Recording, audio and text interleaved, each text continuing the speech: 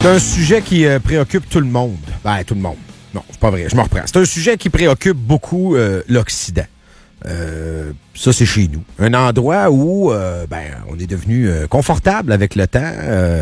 Des pays riches, des pays productifs, des pays prospères font en sorte qu'on s'est bien installé et comme ça, d'année en année, le taux de fertilité, le taux de natalité a complètement chuté. Et c'est pas canadien comme problème. Je regarde les trucs que m'a envoyé Vincent Geloso, là, les courbes d'à peu près toutes les nations. Je dirais progressistes ou des nations modernes sont en chute libre. C'est des chiffres intéressants, puis ça peut amener une jasette intéressante aussi. Il est là, justement, Vincent Geloso, notre chroniqueur, professeur au George Mason University, économiste senior aussi, à l'Institut économique de Montréal. Monsieur Geloso, bonjour. Bonjour. Faut faire des enfants. Ben, je sais pas si c'est ça que je dirais, mais écoute, qu'est-ce que tu dirais? Ben, en fait, c'est plus intéressant puisque le Journal de Montréal a décidé de passer une étude qui était sortie, je pense, au mois de mai, puis finalement a décidé d'en parler, finalement avec 6 mois de retard. Je sais pas pourquoi, mais le 6 mois de retard. Mais c'est en fait quelque chose qu'on est absolument au courant, mais qui mérite un petit peu plus de détails qui n'étaient pas mentionnés dans ce que le Journal de Montréal a relayé. Et c'est que, oui, toutes les économies riches connaissent une chute de la fécondité, souvent bien que t'es en dessous du seuil de remplacement. Le seuil de remplacement, c'est on dit 2,1 enfants par femme. Et dans la plupart des pays développés, ça varie entre 1,2 et 1,6. Donc, définitivement en dessous du seuil de remplacement. Mais ce que peu de gens savent, c'est pas que c'est pas la réduction d'avoir un second ou un troisième enfant. En fait, ce qui est le plus grand moteur de cette baisse-là, c'est la hausse de l'infécondité. C'est une traduction de childlessness, si tu veux. Donc, c'est le nombre de gens qui n'ont pas d'enfants. Et parmi ceux qui en ont, ils les ont très tard. Donc, l'âge du premier enfant est, disons, plus loin dans la vingtaine que dans le passé, ou des fois plus souvent dans le début de la trentaine.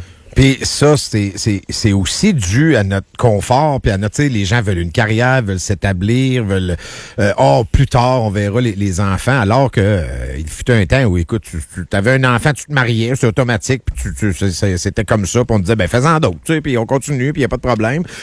C'est un... Tu sais, j'ai juste une expression, mais c'est une transition quand même qu'on a vécue dans c'est notre mode de vie, en fait, qui est responsable, là. Ben, en fait, il y a deux aspects à ça. Donc, une bonne partie de l'explication, c'est un classique en économie qui fait que tout le monde n'aime pas les économistes quand ils le disent comme ça. Mais avec le développement économique, il y a un dilemme entre la qualité et la quantité des enfants. C'est sûr que les gens n'aiment pas ça qu'on dise qu'il y a une qualité des enfants, mais ce qui veut être dit par qualité, c'est l'aspect de nos enfants maintenant, on met plus d'efforts dans leur éducation, on dépense plus de ressources par enfant, alors que dans le passé, les enfants avaient plus souvent une fonction de programme de retraite pour les parents. Donc, t'en faisais plus que moins, alors qu'aujourd'hui, c'est ça l'argument, quantité et qualité. Donc, il y a une partie de ça qui fait juste, à cause que tu te développes, tu mets plus l'accent sur la qualité. Encore une fois, c'est le terme qui est un peu maladroit que les économistes utilisent, mais que c'est une des parties. Mais il y a d'autres choses qui expliquent ça. Il y a une grande réduction des coûts depuis les années 60 des coûts du contrôle de la fertilité, donc l'accès pour pas avoir d'enfants. Pour pas avoir d'enfants, donc des préservatifs, mais aussi naturellement la pilule contraceptive qui explique une grande partie du changement, notamment parce que, tu peux ne pas en avoir, mais tu peux aussi changer le timing, donc le moment auquel tu vas en avoir, parce que tu as un plus grand contrôle sur ton cycle reproductif. Ça, c'est les explications qui expliquent une bonne partie du déclin et que c'est difficile de dire quelque chose de plus là-dessus. Mais après ça, il y a d'autres choses sur lesquelles je pense qu'on peut faire des commentaires à partir de l'étude que je t'ai envoyée. Ben, vas-y, comme quoi? OK. Ben, écoute, je te dirais que la première, il y en a 3 que je dirais, c'est que quand on regarde la littérature, le Québec avait été un pionnier là-dedans. Puis je mets un pionnier avec des air quotes, comme on dit en anglais, sur les programmes publics, les allocations, les crédits d'impôt. Ils ont l'air d'avoir augmenté un peu la fécondité, mais l'effet est très modeste et il est temporaire. Donc, c'est ça qu'on observe de cette littérature-là. Les programmes et les grandes dépenses publiques qu'il y a eu là-dessus, l'effet est très modeste. Il est encore plus modeste, soit dit en passant, si tu tiens compte du fait que il faut payer plus d'impôts pour payer ces programmes-là. Ouais. Donc, l'effet net est pas mal très négligé. Même chose pour les congés parentaux ou les garderies subventionnées, ils ont peu d'effet. Par contre, les deux choses, puis là, c'est là que moi-même, j'ai contribué à cette littérature-là, les deux choses sur lesquelles que les États ont fait qui étaient contre-productifs, le plus évident, c'est le coût du logement. Ouais. Donc, plus tu rends l'accès au logement difficile, l'accès difficile à la propriété, plus la fécondité va être faible. Et dans l'article que je te mentionne, que je t'ai proposé aujourd'hui, ils font une liste de toutes les études, puis la plus intéressante de la gang, elle regarde un changement qu'il y a eu dans les hypothèques aux États-Unis dans les années 30-40, et ils ont regardé quelle proportion du baby boom s'explique par le fait que tu as eu une plus grande facilité d'accès au logement. Et ils expliquent. Et ce qui est logique, Vincent, quand tu vis dans un 1,5, tu te dis pas on va avoir 4 enfants. C'est logique, là aussi. Non, effectivement. C'est ça. Là. Effectivement. Mais en gros, 10% du baby boom, ça devrait te donner une illustration de ce que tu dis. 10% du baby boom des années que nos boomers ont grandi. 10% d'entre eux. 10% d'entre eux sont nés grâce, s'ils sont américains, 10% d'entre eux sont nés grâce à des programmes qui ont rendu le logement plus facile d'accès. Donc, les politiques de logement sont très importantes et en fait, c'est elles qui expliquent une partie du déclin et particulièrement au Canada, parce qu'au Canada, on est un petit peu plus extrême dans la folie réglementaire qui rend difficile d'augmenter l'offre de logement. Donc, une partie du déclin, c'est pas les deux forces naturelles que je t'ai mentionnées au début, mais plutôt les Valérie Plante, les Bruno Marchand, les Olivia Chow, mais aussi Denis Coderre. Les réglementeurs. Les réglementeurs, j'aime bien ce porte-manteau que tu viens d'utiliser. C'est l'effet qu'ils ont eu. Ils ont contribué à réduire la fertilité. Puis c'est fou parce c'est la première fois que je l'entends, celle-là. T'sais, on a jasé avec des médecins, on a jasé avec des sociologues sur justement le pourquoi du comment. Et ça fait plein de sens, parce que pas de logement, pas de futur. Là, je veux dire, moi, j'en ai des enfants, puis j'imagine qu'on peut poursuivre cette discussion-là, là, parce que moi, mes enfants, ils savent pas trop. Là, acheter une maison, je leur parle de ça, puis ils disent, je veux dire, les maisons ont tous augmenté là, dans la région de Québec et ailleurs. Là, je pense que c'est généralisé. Là.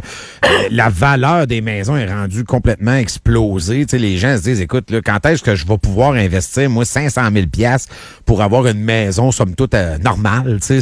C'est devenu un enjeu majeur et je te suis à 100%. Moi, je vivais dans un 4,5 sur le plateau Mont-Royal avec ma blonde le jour où on a dit on veut des enfants. C'était hors de question qu'on fasse ça là.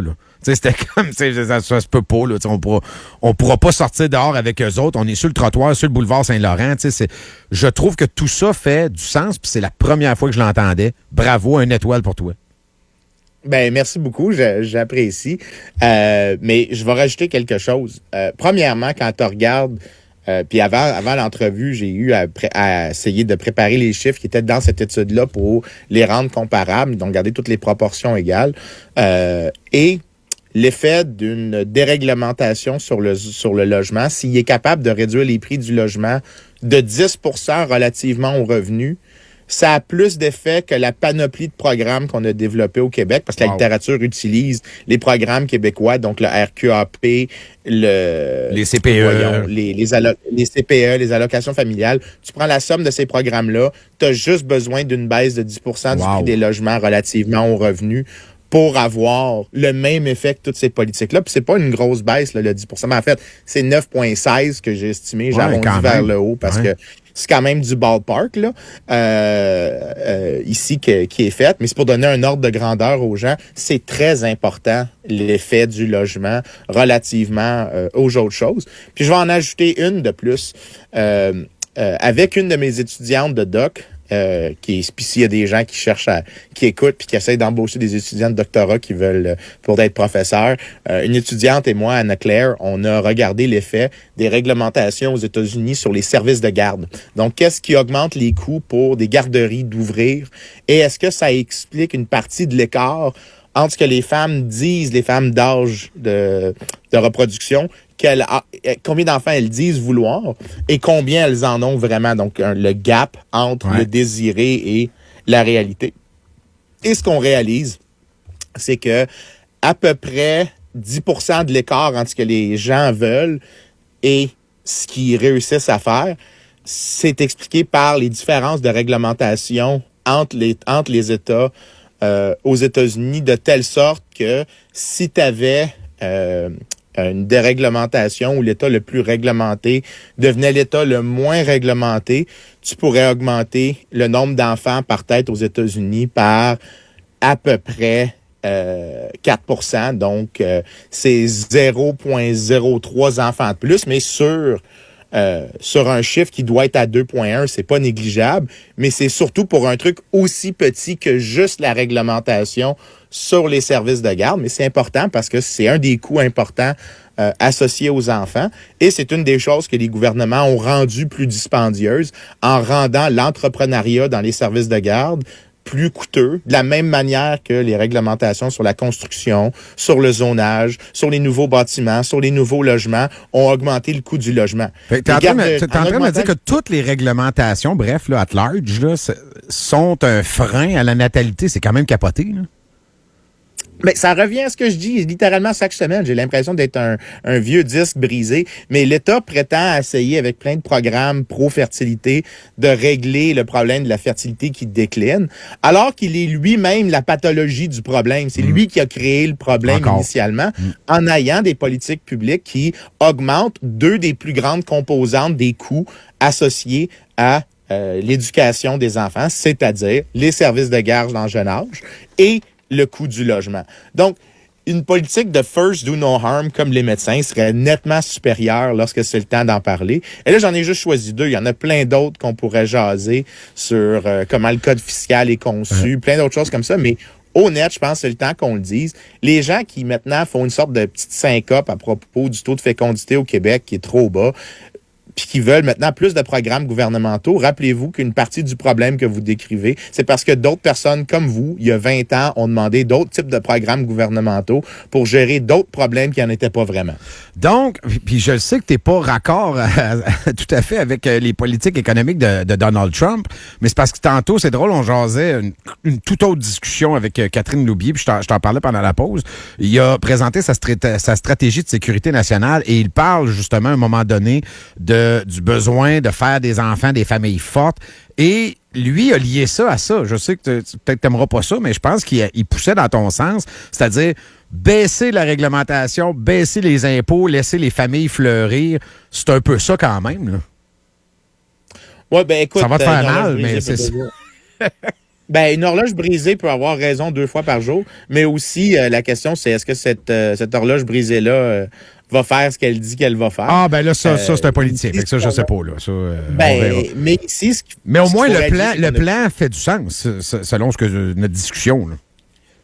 Ben, écoute, pense-y comme ça.